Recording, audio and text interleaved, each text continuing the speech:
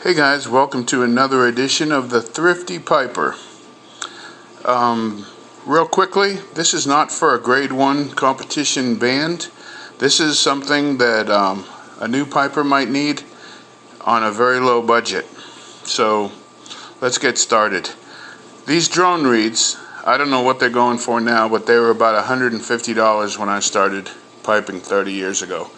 These are made out of plastic tubing I got at a craft store. It's 3/8 inch plastic tubing.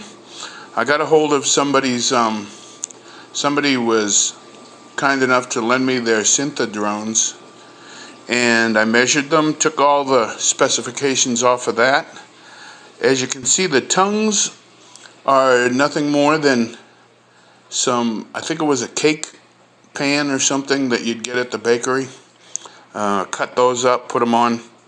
You can see they're taped on, and there's also a rubber grommet that slides up and down and allows me to adjust the tone. There's also cobbler's wax at the end of the tongue to adjust. The cobbler's wax really gives it a better tone. They were too squeaky.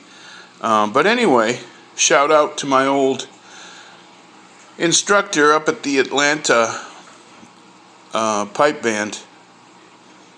Started with Henry Franz. Ooh boy, probably 25 years ago, 30 years ago. I think he's passed away since then, but he said it had a very good tone, and you can see they're sealed up on the ends with some 2-part epoxy. I think I got the tubing at Hobby Lobby.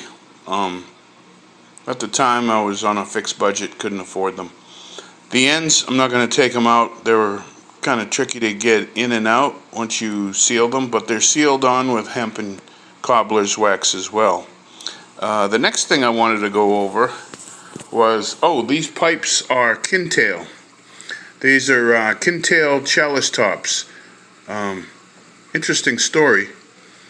Went to Scotland many years ago with my wife at the time, and we went into Greg Sharp's.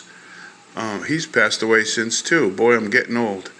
But went into the shop in Glasgow, Scotland, and he met us in the shop, and he said, "Hello, I'm Greg Sharp, the owner. Can I help you?" I said, "I got some pipes from you."